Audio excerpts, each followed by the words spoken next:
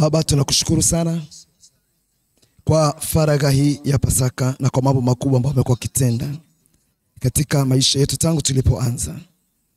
Tunakushukuru kwa ajili ya mafunuo ya neno lako, mstari kwa mstari ambao umetujia, na baraka ambazo zimeambatana kwa kila mtu ambaye ni mshiriki wa faragha. Bwana, tunaomba pokea sifa zetu katika jina la Yesu. Katika muda huu Bwana, tunaomba utambariki kila mmoja wetu tena katika jina la Yesu. Bwana, tuvunjie ule mkate wa mbinguni na utayagusa maisha yetu katika namna ambayo ni ya kipekee katika jina la Yesu. Asante Bwana kwa sababu tunajua umejibu. Kwa jina la Yesu tunaomba. Amen. Kipindi tulicho nacho sasa tunakiita nguvu kwa ajili ya maisha. Tunaangalia somo nalosema kipaumbele cha ushirika na Mungu. Kipaumbele cha ushirika na Mungu kila siku. Waraka wa kwanza Yohana sura ya kwanza. Waraka wa kwanza Yohana sura ya kwanza mstari wa 3.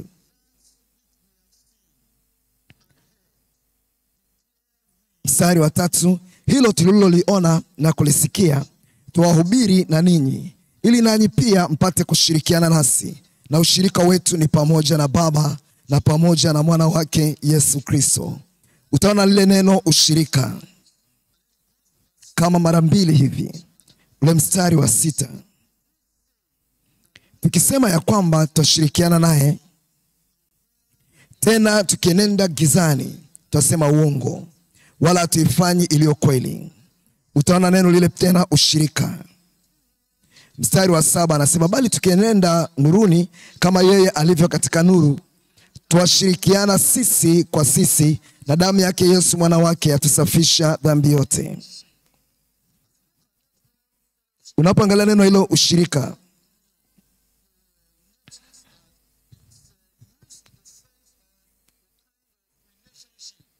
inatumika katika hali ya mahusiano kati ya watu wa aina mbalimbali wanapokuja pamoja.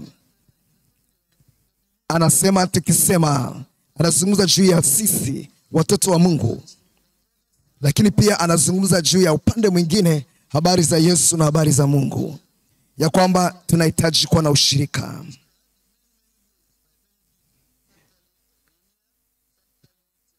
Neno ushirika wengine wanaliita koinonia. Hayo maneno yote ni mazuri.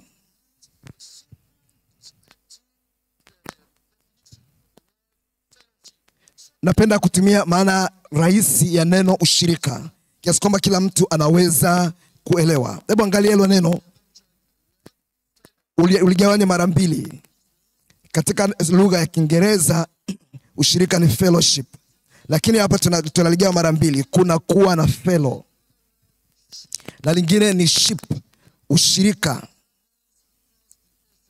Hii ni chombo ship ni chombo kinachosafiri baharini, maana yake ni meli. Fellow maana yake ni ndugu. Ukilichanganya hili neno kwa pamoja, ya kwamba tunaposafiri katika maisha na tunaposafiri katika safari ya kwenda mbinguni kama mtoto wa Mungu, katika muda ule wa kuokoka, katika ule muda wa kuhesabiwa haki, yote yatakayotokea katika safari yako yanategemea ya kwamba unasafiri na nani. Nani ni ndugu yako katika meli ya maisha ambayo mnaitumia. Ikiwa utakwenda kuvunjikiwa na meli, ama utakuwa na safari ambayo ni ya amani, ikiwa utashinda majaribu au utashindwa na majaribu, ama utafika katika ile pwani ya salama, hata ile nchi unayoiendea katika mwisho wa safari yako, kituo chako cha mwisho cha safari kinategemea umesafiri na nani.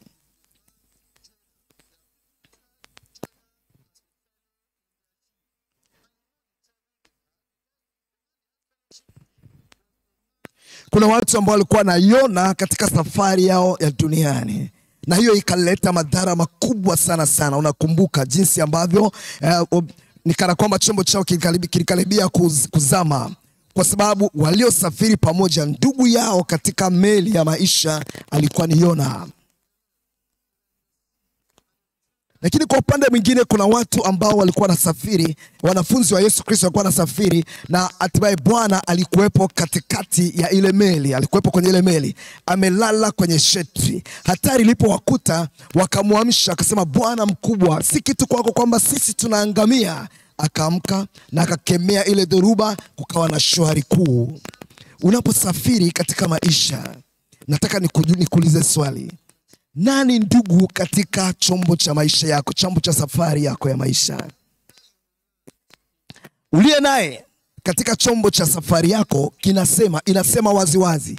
Hiyo inazungumza wazi ya kwamba mwisho wako ni wapi, umilele wako ni wapi. Je, utakaa pamoja na Mungu milele ama utakuwa pamoja na ibilisi milele? Nani ambaye una ushirika naye katika safari ya maisha? Tunajiuliza ya kwamba sasa, je, tutajengaje ushirika na Bwana, ushirika na Yesu Kristo? Yesu awe ndiwe mwenza wako katika safari yako ya maisha, ili utembee katika maisha haya ukiwa na furaha, ukiwa na ushindi, lakini pia bila kujali kwamba njiani unakutana na nani ama unakutana na nini, kwa sababu unaye mshindi katika maisha yako. Unaposafiri, ikiwa utasafiri saa moja na Bwana, unaweza ukasafiri masaa 5 na Bwana. Unaweza ukasafiri masaa 24 na Bwana. Unaweza ukasafiri juma zima na Bwana, na unaweza ukasafiri mwaka mzima na Bwana, na hatimaye unaweza ukasafiri maisha yako yote pamoja na Bwana. Bwana anataka tuwe na ushirika ambao ni wa kudumu, na bila shaka tamaliza salama katika jina la Yesu. Sema amen. Tunaangalia mambo matatu. Badiliko na uhuisho kupitia ushirika wa neema.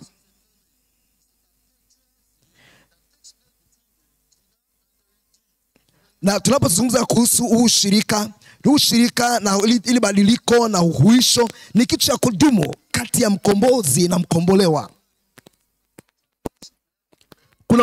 Kuna ushirika wa kudumu kati ya Bwana, na huo ndio unaoleta neema. Jambo la pili, tunaangalia muda na hazina kwa ajili ya ushirika wa kina na Bwana.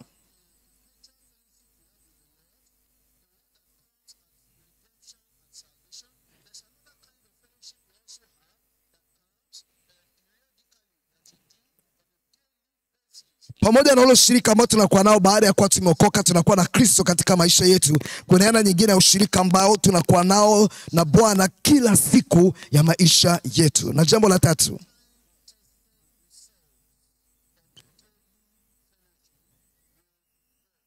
tunaangalia matokeo yaliyojaribiwa na muda ya ushirika wa kila siku na Bwana.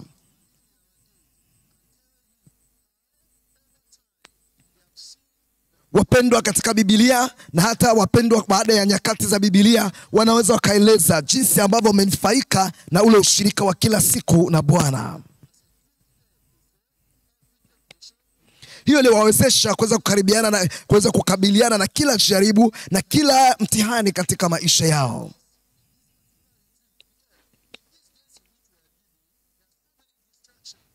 Kuna vitu vingi ambavyo vinataka kututoa katika ushirika na Bwana. Distractions zimejaa, vinataka kutuzuia kwamba tusiwe na ushirika na Bwana. Lakini kipindi kama hiki cha faragha ni kipindi kizuri sana cha ushirika na Bwana.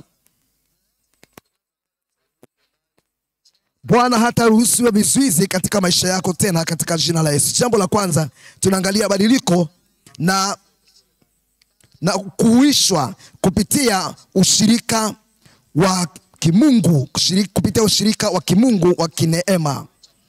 Kitabu cha waraka wa kwanza Yohana sura ya 1 mstari wa 6.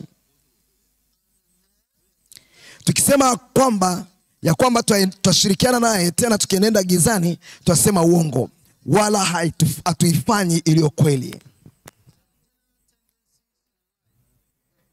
Tabia yetu inaamua ushirika wetu na Mungu. Mtu anapokuwa anaenenda katika ushirika wa kweli na Bwana, ataenenda gizani, ataenenda nuruni. Lakini yule ambaye hana ushirika wa kweli na Bwana, ataenenda gizani. Mstari wa 7 anasema, bali tukienenda nuruni kama yeye alivyo katika nuru. Yesu yuko katika nuru, Baba yuko katika nuru. Twashirikiana sisi kwa sisi na damu yake Yesu mwana wake yatusafisha dhambi yote. Tunaangalia badiliko na kuhuisha kunakotokana na ushirika wa kimungu.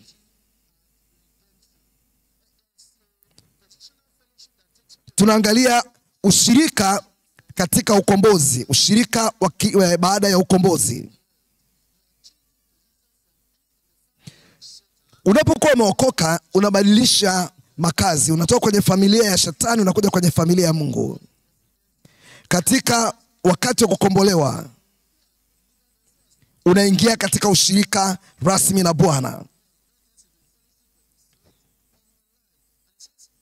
Bwana ametukomboa kutoka kwenye nguvu za giza na ametuhamisha na kutuingiza katika ufalme wa mwana wa pendo lake, ya kwamba tunaingia kwenye ushirika na Bwana kwanza kwa kukombolewa. Na huo ni ushirika tunaopata baada ya ukombozi. Lakini jambo la pili kwenye kipengele cha kwanza, tunaangalia ushirika wa mara kwa mara.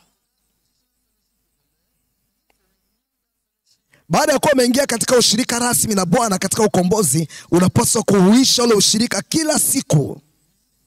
Hiyo itakuwezesha kutembea pamoja na Bwana. Kuna namna nyingi za kuweza kufanya ushirika, utaziangalia kwa kifupi.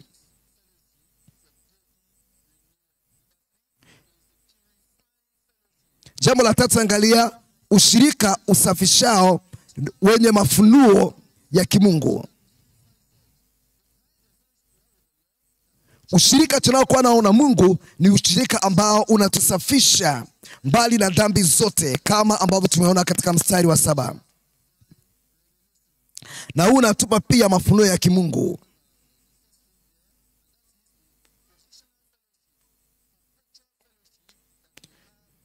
Tunaangalia ushirika wa kudumu katika ukombozi, ushirika rasmi katika ukombozi. Kitabu cha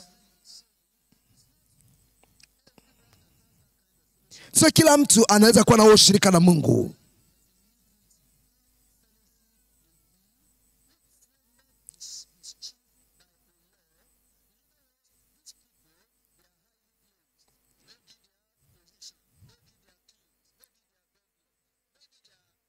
Kuna watu ambao inawezekana wakawa na vyeo vikubwa katika maisha yao, lakini kuna maovu katika maisha yao, kuna dhambi katika maisha yao, na wanatamani kuwa na ushirika na Mungu.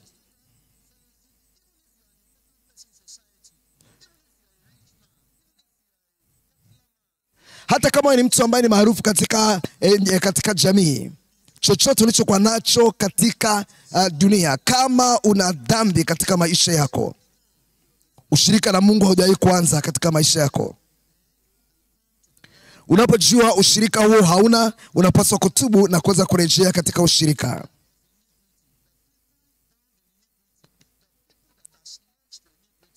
Watu ambao wamefungwa katika uovu hawawezi kuwa na ushirika na Mungu.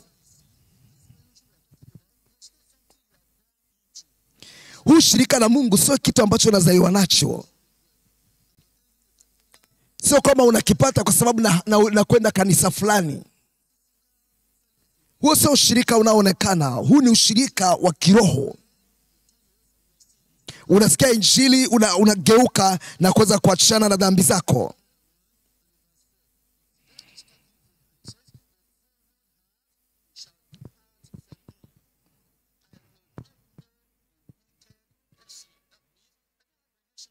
Biblia inatuambia kwamba sina ushirika na mtu mbaya. Sina ushirika na mtu ambaye ni mwenye dhambi. Mtu ambaye anasoma Biblia, hata anawaambia watu wengine kwa habari za Kristo, lakini kuna dhambi katika maisha yake. Zaburi ya 101 mstari wa 4. Moyo wa ukaidi utaondoka kwangu, lililo ovu sitalijua. amsingiziaye jirani yake kwa siri, huyo nitamharibu. Mwenye macho ya kiburi na moyo wa majivuno, huyo sitavumilia naye. Kuna mtu ambaye anataka kuwa na ushirika na Mungu, anadai kuwa na ushirika na Mungu, lakini ana maneno, kauli zake ni mbaya kwa habari za watu wengine. Hawezi kuwa na ushirika na Mungu huyo. Huu shirika tunaozungumza sio swala la kwamba huwa anashiriki kwenye ibada ya nyumba kwa nyumba, sio kwenda kwenye ibada ya kwa nyumba tunayozungumza hapa. Tunazungumza juu ya mtu ambaye ametubia maisha yake, ametubia dhambi zake na kaingia katika ushirika na Mungu. Anasema msingiziaye jirani yake kwa siri, huyo nitamharibu. Hata ingia katika ushirika, anaharibiwa huyo. Mwenye macho ya kiburi, mtu anayejivuna katika maisha yake, anasema sitavumilia naye. Mstari wa 6 anasema macho yangu yatawaelekea waaminifu katika nchi, hao wakae nami. Yeye aendaye katika nchi ya kamilifu ndiye atakaye nitumikia. Mstari wa 7 hata kaa ndani ya nyumba yangu mtu atendaye hila, asemaye uongo hata thibitika mbele ya macho yangu. Umekuja kwenye faragha vyema. Umekuja mahali ambapo watu wanamtafuta Bwana vyema, lakini unapaswa kuweza kuhakikisha kwamba moyo wako ni moyo wa ushirika. Biblia inatuambia katika kitabu cha Wakorinto wa kwanza sura ya kwanza mstari wa 9. Wakorinto wa kwanza sura ya kwanza mstari wa 9. Anasema Mungu ni mwaminifu, ambaye mliitwa na yeye muingie katika ushirika wa mwanae Yesu Kristo Bwana wetu. Mungu ametuita tutoke kwenye dhambi. Anasema tokeni kati yao mkatengwe nao, nami nitawakaribisha, nitakuwa baba kwenu, mtakuwa wanangu wa kike na wa kiume, asema Bwana Mwenyezi. Kuna ushirika gani kati ya Kristo na Beliari? Kuna ushirika gani kati ya muamini na mwabudu sanamu? Kati ya hekalu la Mungu na hekalu la sanamu, kuna ushirika gani?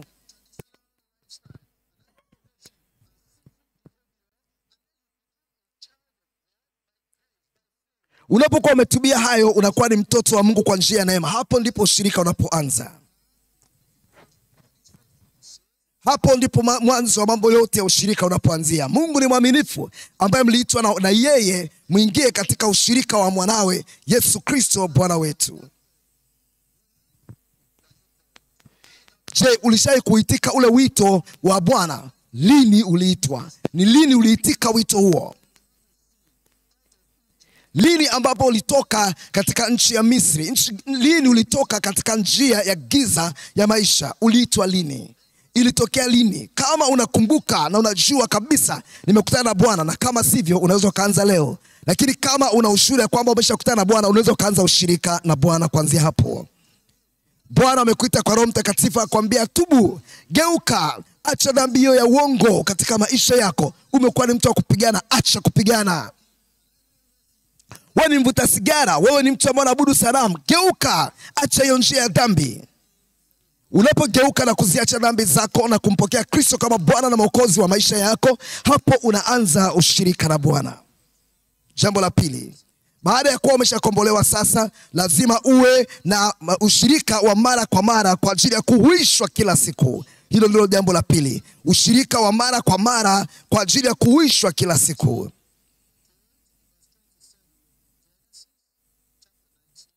Mwanzo 19 mstari wa 27.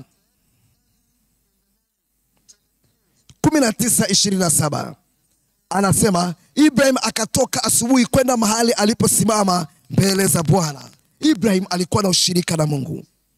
Alikuwa na mahali anapokutana na Bwana, mahali ambapo ni mahali pa makutaniko na Bwana, na hapo ndipo aliposimama mbele za Bwana. Huo ndio ushirika, unaweka kipaumbele katika hilo. Unasema kabla sijaanza lolote katika maisha yangu, katika siku yangu, nataka nikutane na Bwana. Marko sura ya kwanza mstari wa 35. Tunakuja kwenye mfano wa Bwana wetu Yesu Kristo, Mwokozi wetu. Hapa alikuwa na ushirika na Baba wa mbinguni. Fikiri, kama Yesu alihesabu kwamba ni muhimu kuwa na ushirika na Baba, vipi kuhusu wewe? Vipi kuhusu mimi? Yeye ambaye ni Mungu katika sura ya mwanadamu, mwenye sifa zote za uungu, aliweza kudumisha ushirika na Mungu. Wewe vipi, ambaye ni mwanadamu mwenye asili ya binadamu kabisa kabisa?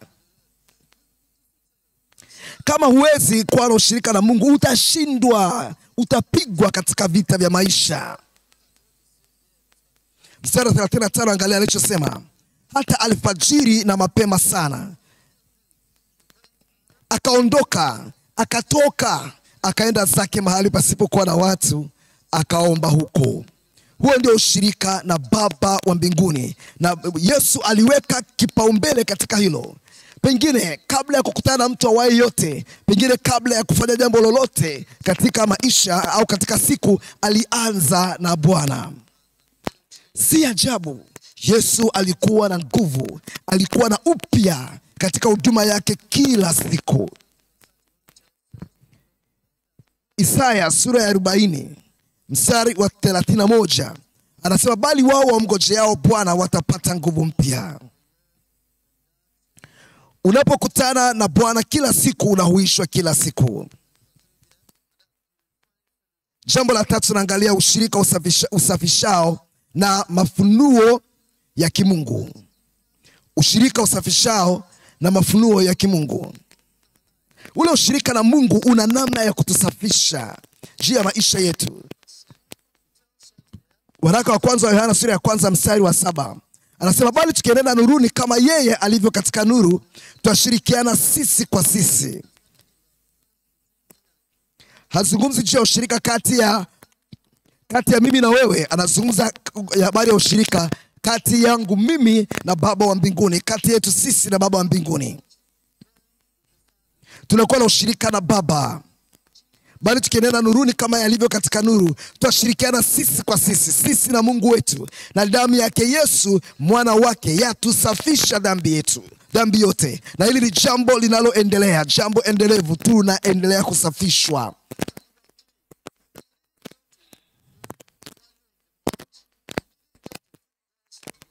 Asubuhi unapoamka, unaoga, unaondoka zako kwenda kazini msafi kabisa, lakini hujaingia kwenye matope wala hujagaragara kwenye mavumbi. Lakini unaporudi jioni unaoga tena. Kwa nini?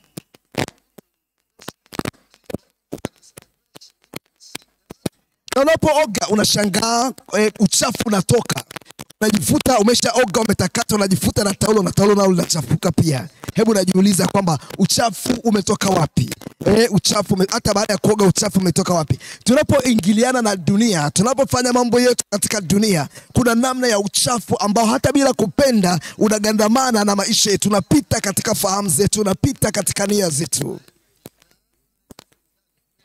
Ndio maana tunapaswa sasa kuwa na ushirika wa mara kwa mara na Bwana, ili tuweze kusafishwa kila siku. Na kama umekuwa hujawahi kuwa na ushirika wa namna hiyo, leo utaanza. Amen. Na utapata faida kubwa katika maisha yako.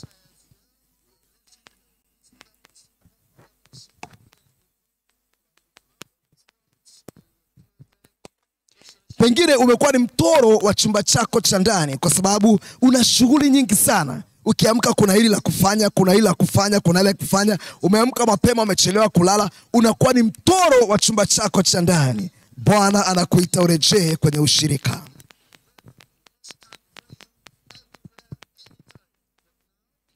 Wewe ni shahidi, wakati fulani katika maisha yako ulipodumisha nguvu kwenye chumba chako cha ndani, shetani alikuwa hawezi kusimama mbele yako mahali popote wakati wowote. Lakini wewe sasa hivi ni shahidi ya kwamba shetani anaweza katoboa macho yako na wala huna cha kusema kwa sababu huna nguvu. Lakini ukirejea katika ushirika utamshinda tena. Sema amen. Wakorinto wa kwanza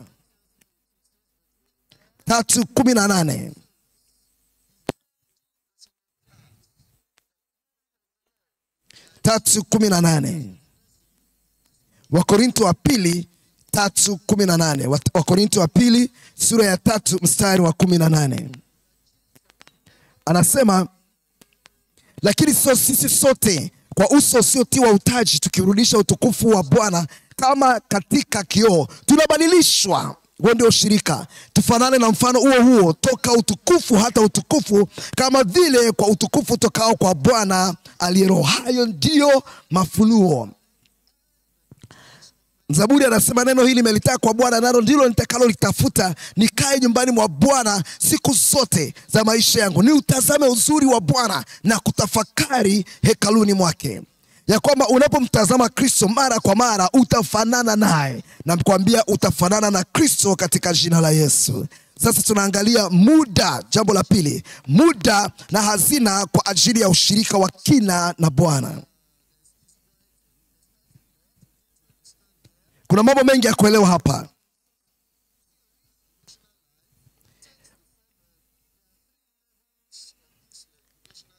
Kuna hatua tatu za ushirika wa kina na Bwana. Angalia Zaburi ya 5 mstari wa kwanza. Zaburi ya 5 mstari wa kwanza. Mstari wa kwanza. Bwana, anasema Zaburi ya Daudi, Bwana uyasikilize maneno yangu, hayo ni maombi. Ukuangalie kutafakari kwangu. Hapa nazungumza kuja kutafakari maandiko.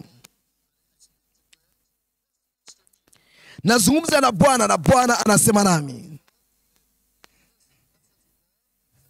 Huo ndio ushirika.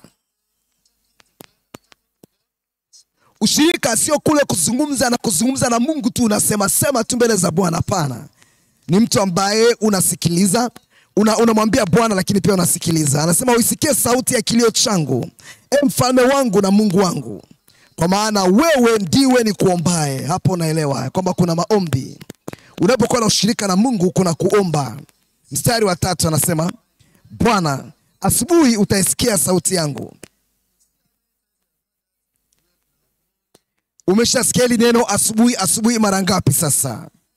Bwana, asubuhi utaisikia sauti yangu. Asubuhi nitakupangia dua yangu na kutazamia. Maisha tajiri ya ushirika yanahusisha ule muda wa utulivu.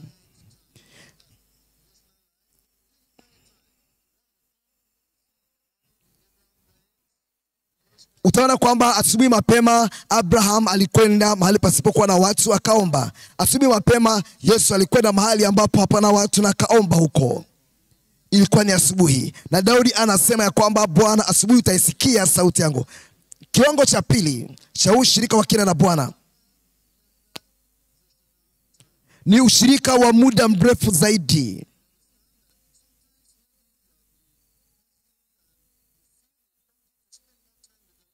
Wakati mwingine umekuwa ni mtu ambaye una shughuli nyingi na unatamani kuwa na ushirika wa muda mrefu zaidi na Bwana. Pengine unatenga ule muda wako wa weekend, unasema nataka kukaa mbele za Bwana. Ama ni mwisho wa juma, weekend inapoanza pale, na hatimaye unasema natenga masaa yangu kadhaa ya Jumamosi nikae tu mbele za Bwana, nikae na ushirika na Bwana. Unachukua muda na Bwana katika namna ambayo sasa ni ya ushirika wa kina ambao ni wa muda mrefu. Lakini pia ngazi ya 3 ni muda ambao umetengwa rasmi kwa ajili ya kuweza kuwa na ushirika na Bwana. Umetenga muda, kipindi, umetenga muda. Nataka niwe na ushirika na Mungu. Nataka nisome Biblia, nataka niombe, niweze kufanya maamuzi ya muhimu katika maisha yangu. Nataka kuwa na kina cha ushirika na Bwana. Unakuwa na ushirika wa kila siku, lakini pia unakuwa na ushirika wa kina ambao ni wa muda mrefu zaidi. Lakini sasa tunachukua majira ya ushirika wa kina na Bwana. Hiyo inaweza kuwa ni wiki nzima au muda fulani unakaa mbele za Bwana, sema namngojea Bwana kwa ajili ya mambo kadhaa. Na swala kubwa hapa sasa ni muda. Lakini jambo la pili tunaangalia ni zile hazina, rasilimali utakazohitaji. Lakini pia jambo la 3 sasa ni mbinu. Unaingiaje katika ushirika huo na Bwana?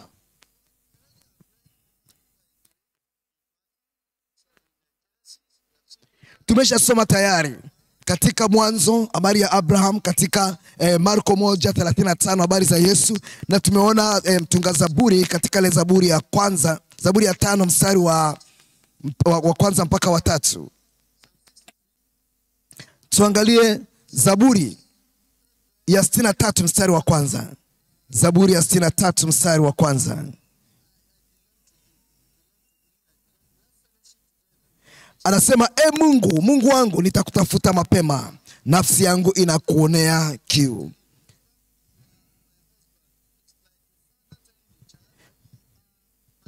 Ni kama baba anavyomwambia mtoto, wewe ni mwanangu. Mume anamwambia mkewe, wewe ni mke wangu. Mtoto anamwambia baba, wewe ni baba yangu. Mungu, Mungu wangu. Ni mtu ameshajimilikisha Mungu huyu. Anasema nitakutafuta mapema. Hii ni zaidi ya ule ushirika tu wa kawaida, ule ushirika ambao ni baada ya ukombozi, lakini hiki ni kipaumbele. Anasema nitakutafuta mapema, mapema asubuhi. Nafsi yangu inakuonea kiu, mwili wangu wakuonea shauku katika nchi kame na uchovu isiyo na maji. Mstari wa 2 anasema, ndivyo nitakavyokutazama katika patakatifu, nisione nguvu zako na utukufu wako. Unapokuwa na ushirika na Mungu, utaona nguvu na utukufu wa Mungu.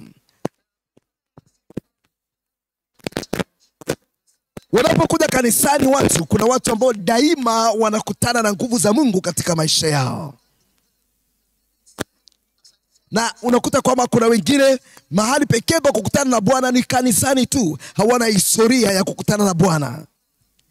Lakini hapa Daudi anasema kwamba wewe ndiye Mungu wangu, ni ushirika wa karibu huo. Na anasema kwamba nitaziona nguvu zako na utukufu wako. Sio pale tu mchungaji anapokuwepo, hata mahali ambapo hayupo. Mstari wa 5, nafsi yangu itakinai kama kushiba mafuta na vinono, kinywa changu kitakusifu kwa midomo ya furaha.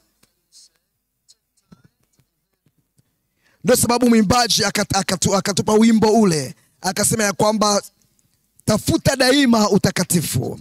Tumia muda wako mwingi mbele za Bwana kwa siri, pamoja na Kristo peke yake.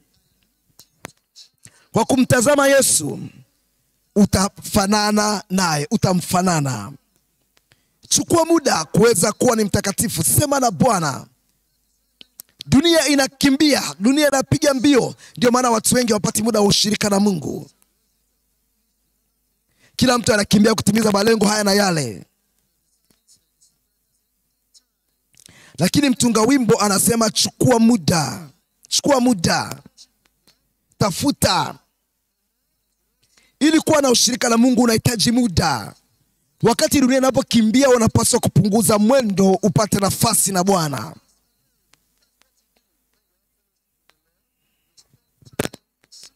Tumia muda wako sirini na Bwana. Sema na Bwana katika muda wako wa maombi, katika muda wako wa kutafakari, na pia muda wako wa kusoma neno. Asema ndivyo utakavyofanana naye. Na Paulo mtume anasema tunapouona utukufu wa Mungu tunabadilishwa, sura zetu zinabadilishwa, tunafanana naye zaidi na zaidi. Unapokuwa umekutana na Bwana katika ushirika wa binafsi, tutaona udhihirisho wake katika tabia yako, katika mwenendo wako, katika maisha unayoyaishi. Watu watamuona Yesu katika maisha yako, kwa sababu umepata nafasi ya kukaa pamoja naye. Basi unafanana naye. Anabadilisha utu wako, anabadilisha tabia yako, na unaweza kufanana na Yesu Kristo zaidi na zaidi kwa sababu ya muda wa ushirika ambao umekuwa nao naye. Anatuambia tena, tafuta daima utakatifu. Muda wa asubuhi na mapema ni muda ambao ni bora sana kwa ajili ya muda wa utulivu. Faida yake mojawapo ni kwamba ule muda ni muda ambao unakuwa hujachoka. Ni muda ambao uko fresh, hujachoka. Kuna ubora, kuna faida ya ule ubichi wako katika siku. Lakini pia unaweza kuwa ni mtu ambaye una mtazamo, unakuwa na shabaha katika muda kama ule, unakuwa na focus. Unaweza ukaweza kutulia na kutafakari kitu kwa kina, unaweza kuona.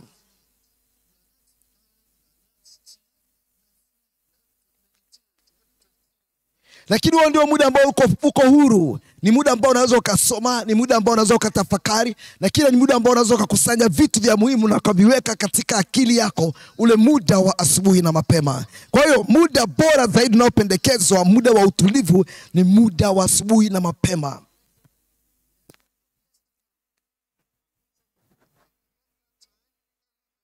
Na ili uwe na muda ambao ni wa mafanikio asubuhi mapema, lazima ufanye matayarisho yako tangu usiku, ya kwamba unaondoa vikwazo vinavyoweza vikazuia muda wako utulivu wa asubuhi. Unashughulika na shughuli ambazo nadhani pengine zitakuamsha mapema na kukuingiza katika kazi kabla ya Bwana. Unaanza kuzishughulikia hizo,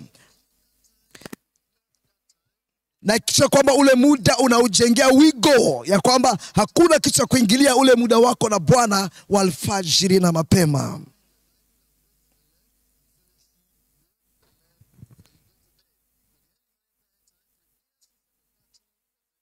Unaweza kuona kwamba ibada ya usiku ni nzuri, ya kwamba inakusaidia kuweza kulala salama, na kuweza kupata nafasi ya kumtafakari Bwana kabla ya kulala. Lakini muda wa asubuhi unakuandaa kwa ajili ya vita vya siku. Wakati unapoona, unaposikia, huo ndio wakati vita vinapokuwa ni kali zaidi. Huwezi kuingia vitani bila silaha, ukaanza kutafuta silaha katikati ya vita. Vitu gani uwe navyo katika muda wa utulivu? Lazima uwe na Biblia nzuri. Lazima angalia, tuna Biblia ya kanisa, Biblia Deeper Life, ambayo ina masomo yote ambayo mtu unaweza kujifunza. Una masomo ya muhimu, na bila kujali hata kama ni Biblia nyingine tu, hakikisha kwamba unayo Biblia nzuri wakati wa muda wako wa utulivu. Biblia nzuri. Uwe na kiongozi kizuri cha ushirika. Tunamshukuru Mungu kwamba tunayo mana ya kila siku. Tunayo ile juu daima, higher every day kwa ajili ya vijana. Lakini pia tuna maziwa ya kile yasiyogoshiwa kwa ajili ya watoto. Ni viongozi vizuri, ni mwongozo mzuri kwa ajili ya ushirika na Mungu kwa ngazi mbalimbali. Unaweza ukapata kifungu cha siku, sura ya siku na mstari wa siku.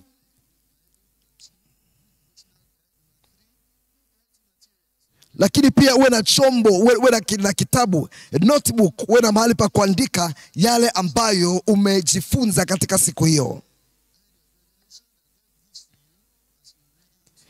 Umepata mafunuo gani unaposoma Biblia?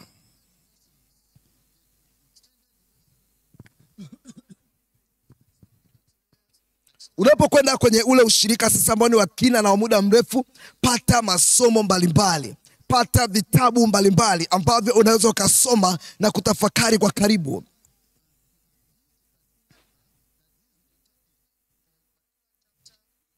Pengine ni sura fulani ukaamua kuisoma na kuweza kuielewa na kusoma vile vifungu vyote ambavyo vinahusiana na sura ile. Unakwenda kwa kina mahali pale kwenye sura. Au wakati mwingine umechukua masomo yanayofanana, masomo ambayo ni ya mtiririko, labda masomo ya utakaso, na unayasoma kwa kina. Hiyo inakuleta kwenye ushirika wa kina na Bwana. Hapo unakuwa na uelewa mpana wa mafunuo ya Bwana katika maisha yako. Hizo ndizo silaha unazozihitaji. Lakini pia jambo la tatu, tunaangalia mbinu gani sasa. Unatumia mbinu gani, mtiririko gani unaotumia ili kuweza kuwa na maisha ya ushirika ambao ni tajiri? Kuna mambo matatu.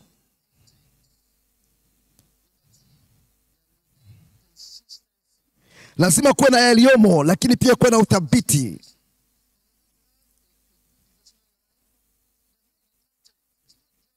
Ili uweze kuwa na muda mzuri wa ushirika na Bwana, lazima uwe na kitu cha kufanya. Mwingine akauliza, hivi muda wa utulivu ni muda gani? Wasema ni muda kukaa kimya. Sio maana yake. Wengine wanasema ni muda ule ambao unapokaa kimya kabisa, unalala mbele za Bwana, unapiga magoti kwa ajili ya kuomba, unapitiwa na usingizi, unalala mbele za Bwana. Nasema huu ni muda wa utulivu. Sio maana yake. Lazima kuwe na kitu unachofanya.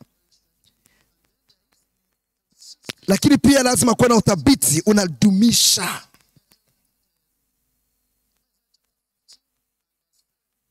Isaya 50 mstari wa 4. Isaya 50 mstari wa 4. Isaya 50 mstari wa 4.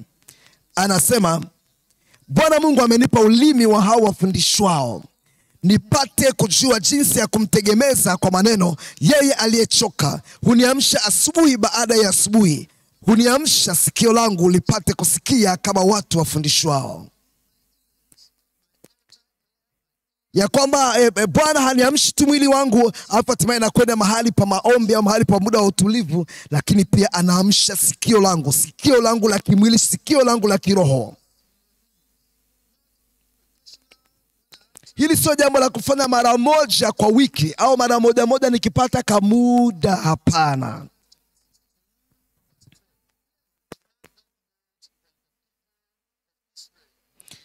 Bwana ili anataka hili alitaka hili kwa wana wa Israeli. Kutoka sura ya 16 mstari wa 4. Ndipo Bwana akamwambia Musa, tazama, mimi nitawaonyeshea ninyi mvua ya mkate kutoka mbinguni. Kutoka 16:4. Na hao watu watatoka nje na kuokota kila siku. Wataokota muda gani? Wataokota muda gani? Kila siku, sehemu ya siku, ili nipate kuwajaribu kwamba watakwenda katika sheria yangu ama sivyo. Hawapaswi kukusanya mana ya siku 3 kwa pamoja. Mimi nataka sasa nikusanye mana yangu ya siku 5 ili wiki nzima nisihangaike, niwe na kitu cha kutosha, chakula cha kutosha. Anasema kila siku toka, nenda kakusanye mana. Hiyo maana yake ni kwamba kuwe na uthabiti wa kutoka na kuokota. Bwana anataka kila siku tuweze kuwa na muda na Bwana. Lakini pia jambo la 3 ni kuzingatia, concentration, kuwe na kuzingatia.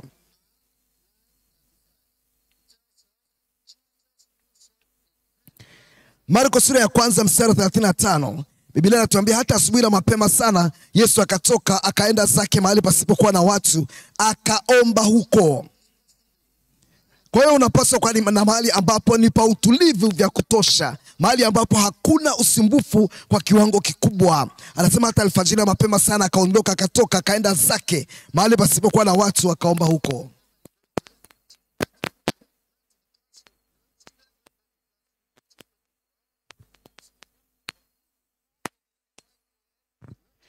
Wakati nasoma kulikuwa na hiyo tabia kwamba kwa ajili ya muda wa utulivu tunakwenda madarasani. Wanafunzi wanaruhusiwa kuja madarasani mpaka saa 2, lakini sisi tunatoka saa 11 asubuhi tunaenda madarasani. Unapata nafasi, unaomba mahali pale, unasoma na Mungu, unatafakari, unaweza kumtafuta Bwana na unapata faida kubwa.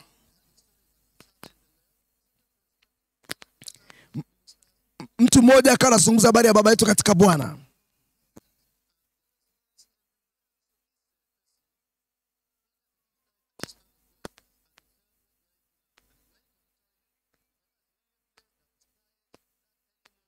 Kulikuwa na mkutano na kila mahali kuna kelele, kila mahali kuna kelele.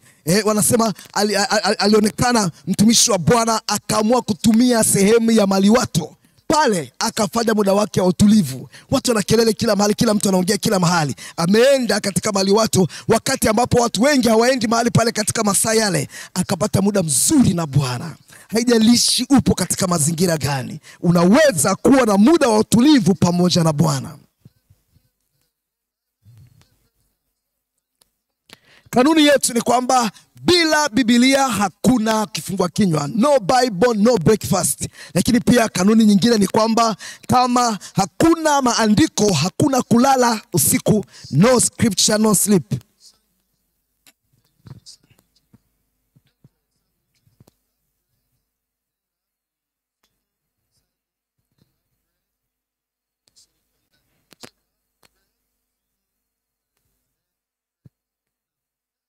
Bwana anataka tuweze kuwa na ule mkate ambao unawekwa viungo katikati. Ya kwamba unakuwa na silesi ya mkate mwanzoni, katikati unakuwa na viungo, na mwisho unakuwa na silesi nyingine tena. Bwana anataka tuweze kuwa na maombi, na hatimaye tunatafakari, na hatimaye tunaomba tena. Yoshua sura ya kwanza. Yoshua sura ya kwanza mstari wa 8. Maombi, tafakari. Maombi ni mkate ambao una silesi na viungo katikati. Ukikumbuka hilo itakusaidia wakati wa ushirika unaanza na nini.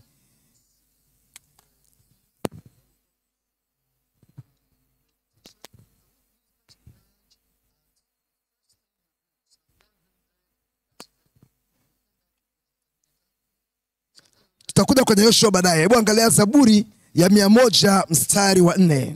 Nini cha kufanya kabla hujaingia kwenye yale maombi sasa na tafakari na maombi tena? Angalia kitabu cha Zaburi ya 100 mstari wa 4. Ingieni malangoni mwake kwa kushukuru, nywani mwake kwa kusifu. Mshukuruni, lihimidini jina lake. Unapoingia kwenye muda wako wa utulivu, hakikisha umenawa uso wako vizuri, kwa sababu lazima uondoe ule usingizi na yale mawenge ya usingizi lazima uweze kuyaondoa. Na hatimaye sasa unakuja mbele za Bwana na kumshukuru. Unamshukuru.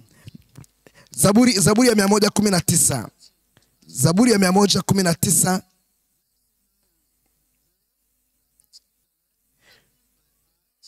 Ukisha mshukuru Mungu, unamwambia Bwana, sasa nifungue macho yangu niweze kuyatazama maajabu yatokayo katika sheria yako. Hiyo ni sehemu ya maombi yako. Zaburi ya 119 mstari wa 18.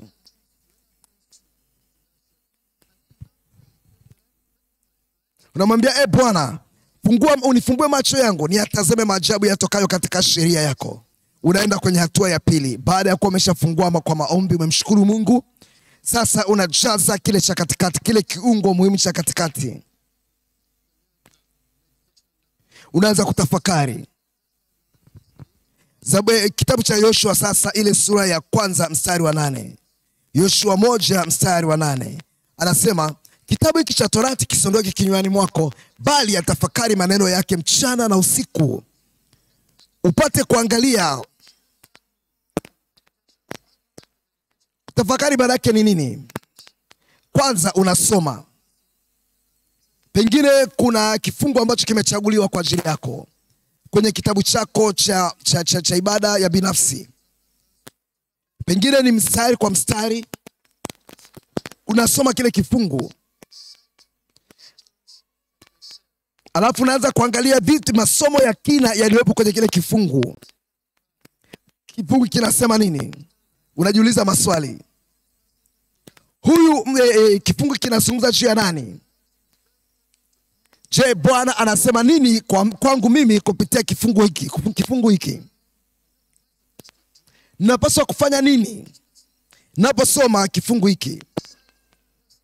Unamuuliza Bwana yale maswali ambayo ni ya kina, ya kutaka kuona mambo makubwa kutokana na kile kifungu. Unataka kupata maono. Je, kuna maelekezo ambayo Bwana ananipa niweze kuyatekeleza? Unamwambia Bwana, fungua macho yangu. Unamuuliza Bwana, na unajiuliza maswali ambayo ni ya kukutafakarisha. Na unatafakari kile kifungu, unakirudia tena. Hivi je, hii kifungu kinatoa agizo, ni amri, au hii ni ahadi, au haya ni mausia?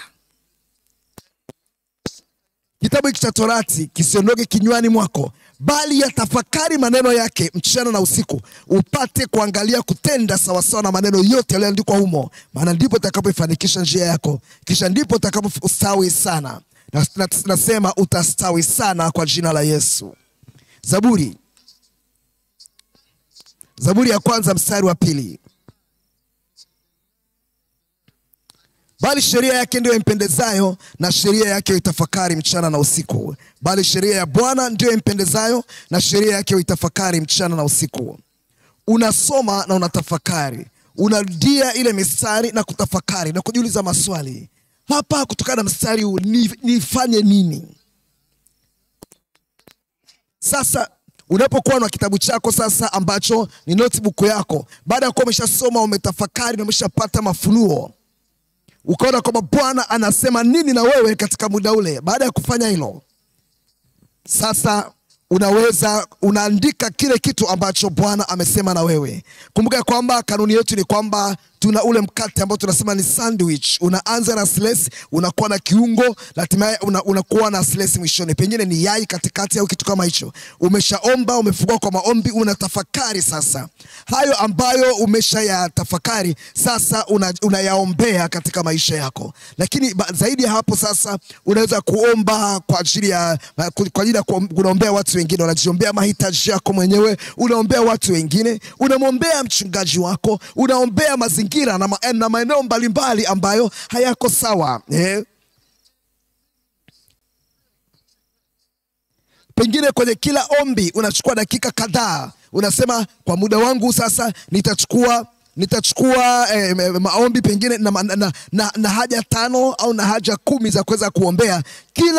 Kila haja naiombea kwa muda huu kulingana na muda uliokuwa nao, ule muda wa utulivu, ya kwamba nitachukua dakika 5 au dakika 3 kwenye kila kipengele. Nitakuwa nimeombea vitu 5 kwa muda wa dakika 15. Kama una vitu 10 maana yake nusu saa, kama unakwenda zaidi hivyo. Lakini unaweza kuwa na muda zaidi kulingana na haja na uzito wa yale ambayo unamwambia Bwana, lakini pia jinsi ambavyo Roho Mtakatifu anakuongoza. Lakini baada ya hapo unaombea shughuli zako za siku ile kabla hujaanza kuzikabili. Na unakabidhi yale matukio yako yote, yale matukio yote na kazi zote ambazo unaweza kuzifanya katika Bwana, zote unazikabidhi mikononi mwa Bwana. Kwa hiyo tunaanza na maombi, neno na maombi. Fanya hilo kila siku. Utajikuta unapata nguvu zaidi katika maisha yako. Neno la Mungu linapokuwepo ndani mwako linakufanya uwe hodari kukabiliana na kila changamoto na kukabiliana na kila mtihani wa maisha, na utakuwa ni mshindi katika jina la Yesu. Sema nitashinda. Kwa neema ya Mungu kuna shuhuda za watu wa Mungu ambao wameshuhudia ya kwamba kwa huu muda wa utulivu kidogo tu namna hiyo, unachukua ile sandwich yako, ule mkate, leo kidogo, kesho kidogo, kesho kutwa kidogo, namna hiyo unajikuta unapata nguvu zaidi. Twende kipengele cha mwisho sasa. Tunaangalia matokeo yaliyothibitishwa. Matokeo yaliyothibitishwa ya ushirika binafsi na Mungu kila siku.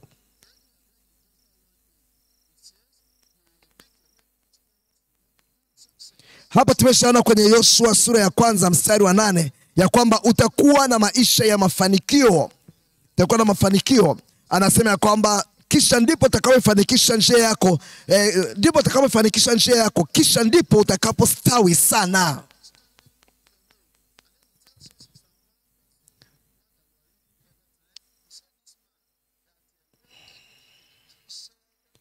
Tumeona ile Zaburi ya 1, ule mstari wa 1. Heri mtu yule asiyekwenda katika shauri la wasio haki, wala kusimama katika njia ya wakosaji, wala kuketi barazani pa wenye mizaha, bali sheria ya Bwana ndio impendezayo, na sheria yake uitafakari mchana na usiku.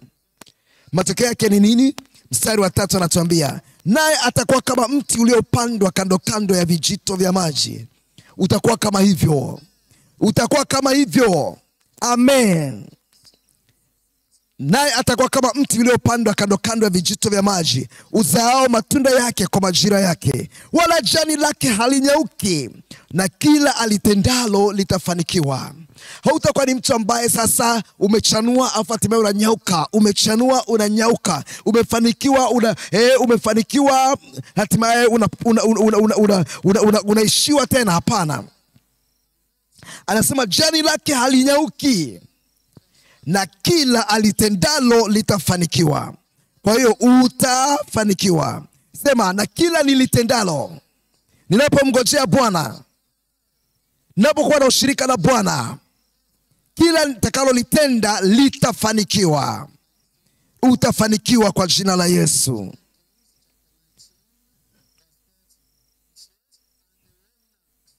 Wafalme wa pili sura ya 19 mstari wa 40.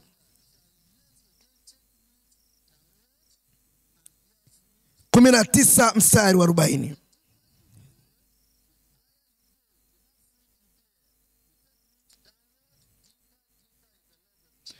Unakuwa ni mtu ambaye una kina zaidi katika Bwana. Unakuwa na kina zaidi katika Bwana. Na kana ile mstari 40 haupo. Unapokuwa ni mtu ambaye unakwenda kwa kina katika kusoma neno la Mungu na hatimaye unazama namna hiyo katika neno la Mungu, ndivyo unavyokuwa zaidi na zaidi.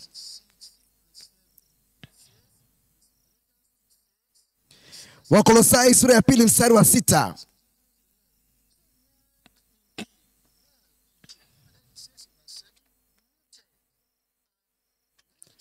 Wakolosai 2 mstari wa 6.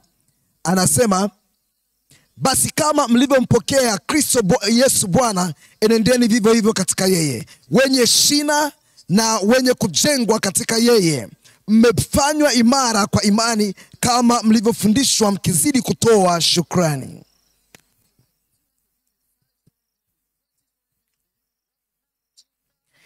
Ukitaka kujenga kibanda, utachimba tu kidogo na hatimaye utajenga. Unaweza hata usichimbe, ukajenga kibanda kikasimama hapo juu. Lakini kama unataka kujenga gorofa, lazima uchimbe kwenda chini sana. Bwana anataka uchimbe zaidi katika ushirika wako binafsi na Bwana, ili maisha yako ya kiroho yawe ni gorofa. Lakini kadri unavyokwenda kwa kina zaidi mbele za Bwana, ndivyo unavyomkaribia Bwana zaidi, na ndivyo unavyothibitika zaidi katika maisha yako, katika jina la Yesu. Timotheo wa kwanza sura ya 4 mstari wa 15, mstari wa 15.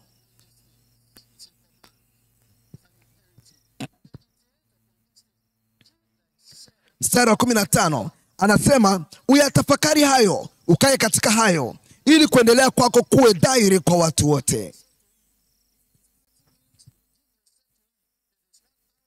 Kama ni nusu saa uliokuwa nayo, unajitoa nusu saa yote hiyo kutafakari. Anasema ukae katika mambo, kaa katika hilo. Kama ni lisali zima uliokuwa nalo na ushirika na Bwana, kaa katika hilo. Usiwe ni mtu ambaye sasa umeanza ushirika na Bwana, hapa hatimaye unashika simu, unafanya hiki na kile kwenye simu yako, unatuma message hapa na pale. Uwe ni mtu ambaye unatumia muda wako wote kwa ajili ya ushirika na Bwana, sawa sawa na ule muda ambao umeutenga kwa ajili ya Mungu. Nasema kwamba kuendelea kwako kutakuwa dhahiri, kuendelea kwako kuwe dhahiri kwa watu wote. Unapokuwa na ushirika na Bwana, unapokuja kanisani utajua ya kwamba huyu mtu amekuwa na ushirika na Bwana leo. Unapokwenda mtaani watajua umekutana na Bwana katika maisha yako. Tumeshaona matokeo. Matokeo yake ni nini? Kwamba utakuwa na upya kila siku. Ni kama ambavyo ni mkate mpya unaotoka kwenye oven, unakuwa ni mtu mpya kila siku.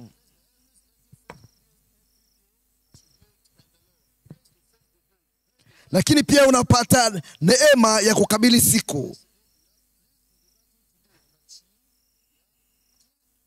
Unakuwa na ushindi.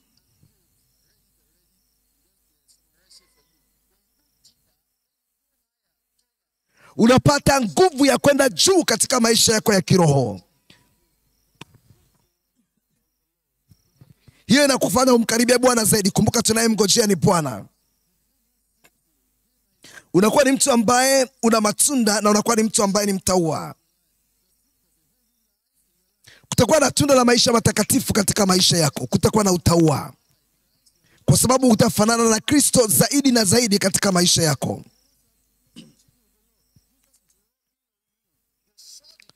Yesu atakufunika zaidi. Yesu atakufunika, na watu watajua ya kwamba huyu mtu amekuwa pamoja na Bwana. Unakuwa ni mtu ambaye ni mtaua zaidi na zaidi kama Kristo. Lakini pia unakuwa na rafiki na Mungu na mwongozo. Kuna maamuzi ambayo unapaswa kufanya kwenye maisha, hujui ufanyeje. Unapokuwa na rafiki ambaye ni Yesu Kristo, na akasema nawe moja kwa moja, uso kwa uso, unapata suluhisho la matatizo yako. Kumbuka kwamba Mungu akasema, je, nimfiche Abraham jambo ambalo nataka kulitenda? Alikuwa ni rafiki. Inakupa mafunuo kwa habari ya maisha yako, kwa habari ya siku zako zijazo, kwa habari ya huduma yako, kwa habari ya familia yako.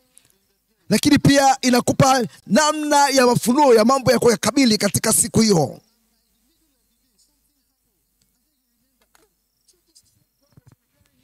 Unaweza ukajikuta kwamba umetafakari neno asubuhi na umekuwa na ufunuo wa kina, lakini mchana tu katikati jambo linatokea afu linakuunganisha na kile ulichotafakari asubuhi. Kumbe ndicho Bwana alichomaanisha aliposema nami asubuhi juu ya jambo hili. Lakini pia unakuwa na imani na karama. Imani yako inakuwa, lakini pia karama zinaongezeka katika maisha yako, kiasi kwamba sasa kuendelea kwako kunakuwa dhahiri kwa watu wote.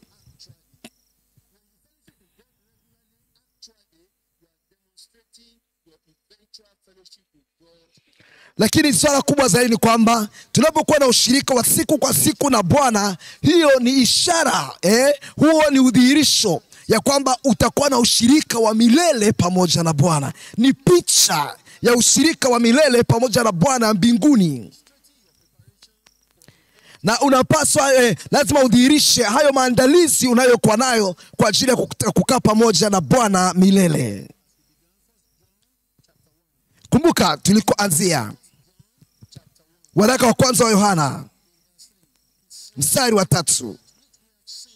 Anasema, hilo tuliloliona na kulisikia twawahubiri na ninyi, ili nanyi pia mpate kushirikiana nasi, na ushirika wetu ni pamoja na Baba na pamoja na mwana wake Yesu Kristo. Tunasonga mbele na tumenufaika na ushirika na hayo katika ushirika na Mungu. Haya tumeyaona, tumesonga mbele, tumepata nguvu, na tunakufundisha hayo, tunakuhubiri na wewe ili wewe pia uweze kuingia katika ushirika huu na Baba na mwana wake Yesu Kristo. Hakikisha kwamba unapokuwa na ushirika na Mungu namna hiyo, utaenenda kwenye nuru kila siku. Hakutakuwa na kikwazo katika maisha yako, na itakuwa ni safari yako ya mbinguni, safari iliyonyoka toka duniani mpaka mbinguni. Hakuna kikwazo, na utakuwa na safari kwa uhakika katika safari yako ya mbinguni, kwa sababu Bwana amekutegemeza katika ushirika naye. Kadri unapokuwa na muda wako wa utulivu na hiyo, Bwana anakuinua kidogo.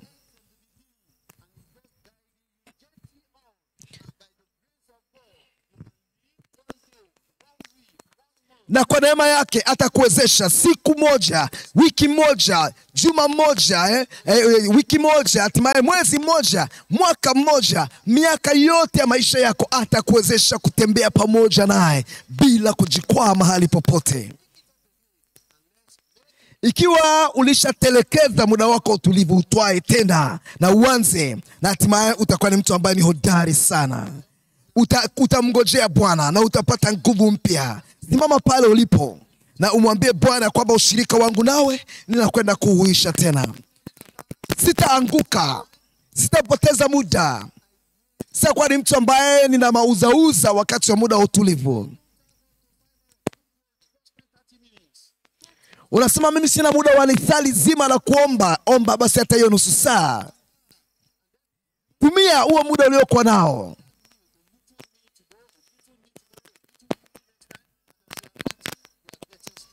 Unapokula kidogo siku kwa siku, unakuwa ni mtu mwenye nguvu zaidi.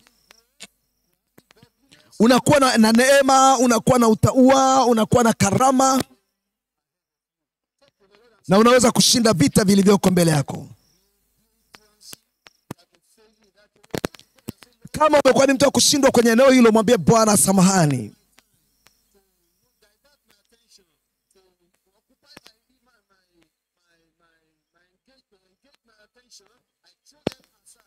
Yote ambayo amekuwa akinizuilia na kunitoa, kuniondolea utulivu na usikivu wangu katika muda wa utulivu, na yatupa mbali nami. Jambo la kwanza la kufanya kabla sijaanza siku, nitamngojea Bwana. Kabla ya kulala nitamngojea Bwana, nitamtafakari Bwana. Nataka nisikie sauti ya mchungaji mwema. Nataka nilale katika kutafakari ili niweze kuota njozi za Yesu. Usiwe ni mtu ambaye unalala kutokana na mashughuli yako ya siku nzima na unaanza kuota na kupata maruerue usiku. Bwana anataka tumtafakari, tupate fikra za mbinguni kabla ya kulala. Mwambie Bwana, nataka nisikie sauti yako, sema nami.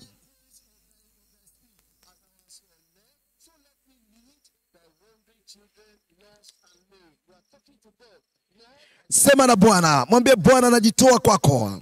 Moyo wangu, akili yangu, mwili wangu, nafsi yangu, nitwae. Nitaomba, nitapata nguvu. Nitakungojea, nitakuwa hodari. Nitakutafuta daima, nitakuwa hodari. Anasema mtafuteni Bwana na nguvu zake. Mtafute asubuhi, mtafute mchana, mtafute jioni, mtafute Jumatatu, Jumanne, Jumatano. Kila siku ya mwaka. Sitaruhusu chochote kuondoa ushirika wangu mimi na Mungu. Kama hujaokoka, unahitaji ule ushirika rasmi na Bwana kwa njia ya toba. Toka kwenye dhambi zako.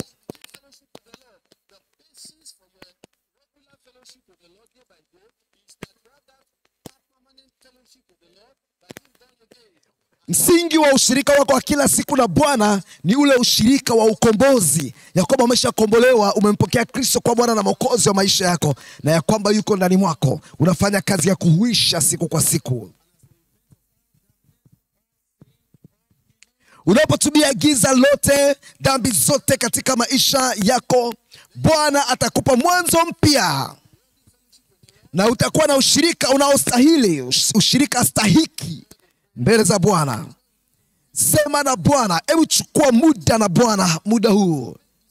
Ndio maana tumekuja kwenye faragati. Mwambie Bwana, nitaanza sasa. Nitakwenda kuzuia vitu vingine vyote. Nitakwenda kujenga wigo katika muda wangu na ushirika na Bwana. Hata sisi ambao ni viongozi tunapaswa kuwa na maamuzi hayo. Hakuna cha kuniondoa katika ushirika na Bwana kila siku. Msikilize Bwana, mngojee Bwana na ukue katika Bwana. Na yale manufaa yako yataonekana, yatakuwa kuendelea kwako kutakuwa dhahiri kwa watu wote. Kutaonekana katika maisha yako, kutaonekana katika huduma yako. Kutaonekana unaposimama na kulihudumia neno.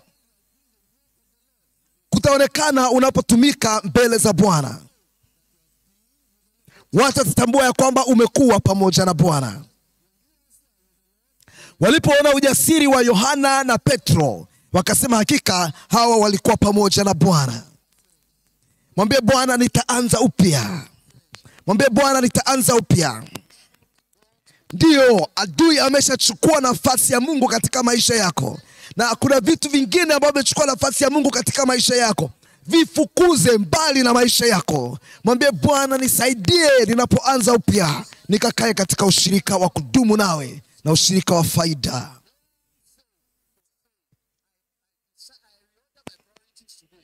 Mwambie Bwana kwamba nitaweka vipaumbele vyangu sawa sawa kuanzia siku ya leo.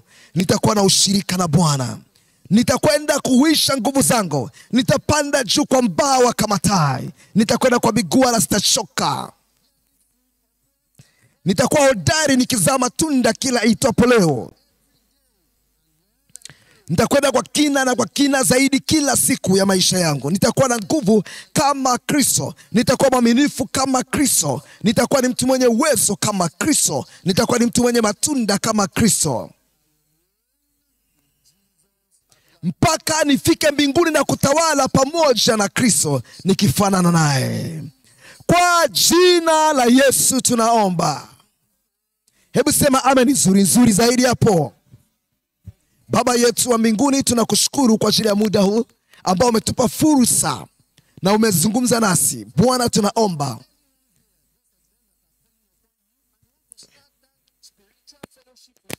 wale wote ambao wamelitaja jina lako, wanahitaji kuanzisha ushirika nawe, wanatoka katika maisha ya dhambi, maisha ya giza, kule kwa sawa na Bwana katika nia na katika tabia. Bwana, ninaomba uwakomboe na kuwaokoa katika jina la Yesu. Popote pale ambapo kumekuwa na ushirika na giza, ondoa giza katika maisha yetu katika jina la Yesu. Ninaomba ya kwamba ule ushirika wa kina, ushirika wa kila siku na Bwana ushirika ambao unahuishwa. Kama tunavyokula chakula kila siku, Bwana ninaomba utatufanya kwa hodari zaidi na kuwa ni majitu ya kiroho katika jina la Yesu. Bwana tunaomba neema ije na utaua uje, wema uje na utukufu uje katika maisha yetu katika jina la Yesu. Hata inaenda gizani tena, tasimama kwa uthabiti katika imani yetu, tukidilisha katika neno la Mungu kila wakati katika jina la Yesu. Bariki watoto wako, wanaume na wanawake. Bariki vijana, bariki watumishi na washirika. Bariki kila mmoja kwa jina la Yesu. Kwa jina la Yesu tunaomba. Amen.